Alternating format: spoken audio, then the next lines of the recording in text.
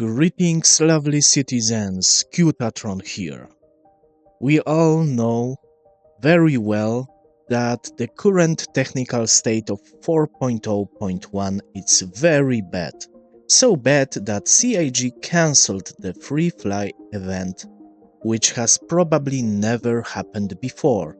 And it's always a huge opportunity to gain new players and new funds.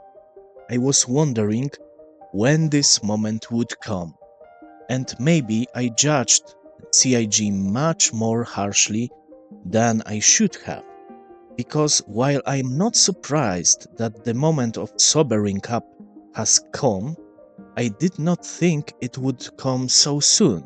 But since it is the beginning of the year, this explains a few important things, and will allow, at least partially, to answer the question: how did it happen that 4.0, instead of being a milestone in the development of the brand, became a stone dragging the entire project to the bottom? Let's look a little at the history of the game's development, because we will notice a few interesting patterns. 3.22. I returned to the game after years during patch 3.22.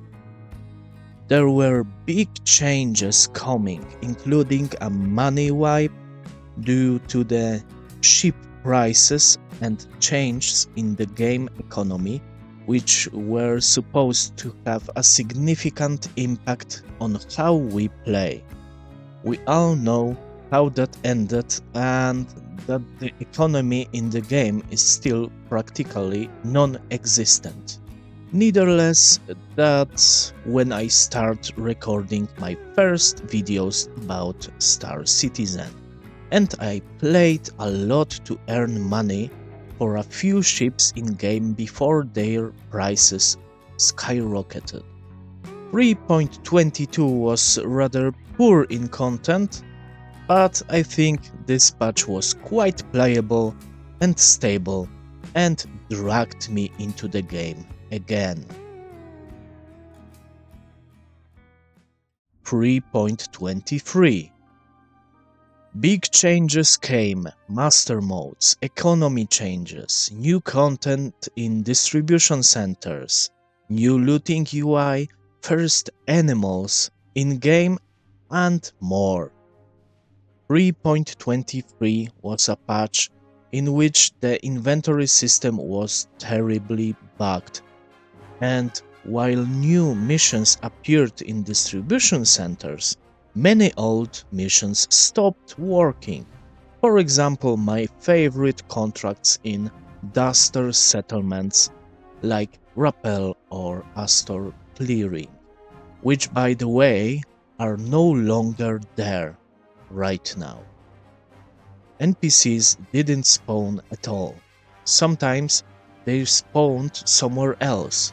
So we know about the problem with contracts for a long time. In addition, all this hype about new wonderful economy was covered up by a terrible bug related to a duping of cargo. There was also a problem with massive desynchronizations of NPCs both in FPS missions and in bounty hunters contracts, frequent server errors, and so on and so forth.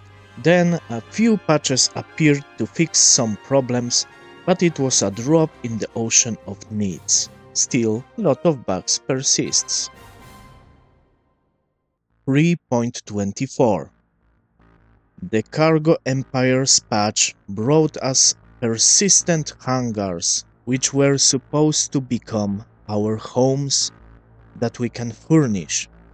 Finally, the first contracts for industrial players appeared: hauling contracts and cargo elevators. Practically everything was bugged. New contracts didn't work, old ones broke even more, the transit system became even more buggy, many players could get stuck in the port or in the city, and furnishing hangars was practically impossible due to the very poor physics of objects in the game. I tested this very hard in the next patches because I wanted to make myself a small armory and corner to relax, but it is impossible to do it even this day. The next patches from the 3.24 branch brought up closer to the implementing pyro and server meshing, which according to many was supposed to fix the most problems in the game. That physics of objects was supposed to improve. Desyncs of NPCs was supposed to become a thing of the past. Finally, the game was supposed to become a game. A wonderful patch was coming, which gave us hope even through 3.24.3 was tragic in terms of bugs, especially related to the contracts and events such as the first chapter of Save Stanton. 4.0 branch. This patch was initially introduced as a preview to work in parallel with the old 3.24.3, which was bugged away, and the lack of progression and full wipe discouraged any kind of play. This was supposed to be the first compromise, and sign that CIG understands that pushing a bugged patch to life just to sell a few ships is a serious mistake. Mistake repeated almost every time in the past. Remember how many times during the next sale bugs and problems appeared, and despite that, more free fly events were made and new ships were sold? This year is supposed to be a year of stability and playability according to the letter from the chairman. But that didn't prevent pushing 4.0.1 live to sell a new salvage ship, Misk Fortune. That was the same mistake again. But something has changed. Because despite the Red Festival, the free flight event was cancelled.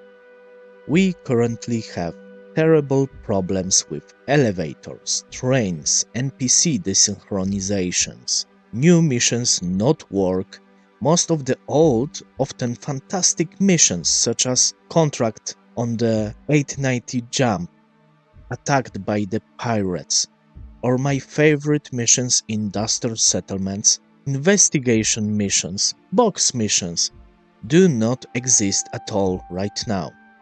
Problem which quantum travel keep coming back.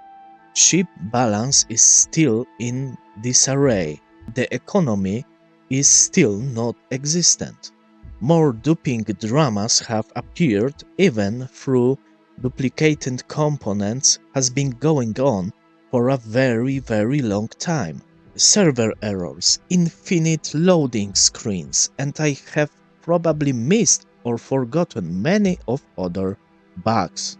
These are all old problems and bugs that have been with us since at least 3.23, and new technology, instead of fixing them, has only deepened them. Why is CIG only now starting to slowly withdraw and, as it seems to me, work seriously on improving the playability of Star Citizen? The old saying goes, if you don't know what it's all about money. In my opinion, all this time pushing bugged content and new ships for sale was somehow justified by the upcoming changes in server technology, which was supposed to improve everything and fix many old problems. CIG having an excuse allowed themselves to release more and more, less and less playable patches to make sales and make as much money while it was still possible. Now there is no more excuse, and the state of the game is so bad that even they have to stop pretending that this train is moving on and not stopping. They earned what they were supposed to earn. In the meantime, they cut some cost by optimizing employment in the company, and I think they will start fixing the game, which from players' point of view should have happened a long time ago, because I repeat, most of the current bugs were there before, and I'm almost sure that if they had been completely eliminated earlier, 4.0 might have been released a bit later, but it would have been playable at least. However, from the perspective of company that is supposed to make money, it made more sense to pretend that everything is fine until they run out of excuses. It is worth understanding these reasons, so that in the future you will not be as disappointed as we are now. The problem is, however, that this is not a normal business project. It is crowdfunding. If any of you feel cheated, it is understandable. You can understand that business and marketing models are different and that effectiveness count, but by drawing us players into their game, you should take into account that we also have the right to prioritize our own well-being, our time and our money. For me, as a player, gameplay is the most important. It is more important than the most fantastic ship in the game, which is why I only have a starter ship, and the rest of the money I spent in this game was liveries that I bought when I felt that the project was worth it. Besides, in my opinion, buying ships for real money makes no sense. It destroys the feeling of the progression and takes away a lot of the sense of playing and earning money in the game. There are other ways to support the project. You can buy cosmetic items, you can buy a subscription, but it is worth respecting your money and time and knowing what you are paying for, because such a large company as CIG only understands the language of money. I am not talking about individual developers and creators who often work on this game out of the passion, but about final decisions made as part of this project. If we are ever to come to an agreement with CIG, it is worth learning this language of money and using it for yourself. Otherwise, we will put ourselves in the role of the victim. And personally, I think this is a disgusting attitude. Never be the victim. Will CIG earn trust of the players? I hope so, and I keep my fingers crossed. But most of all, I keep my fingers crossed for you, my viewer. Thank you for watching, and let me know in the comment, what do you think about all of this situation? Please subscribe my channel if you like it, and as always, have a great day, and bye bye.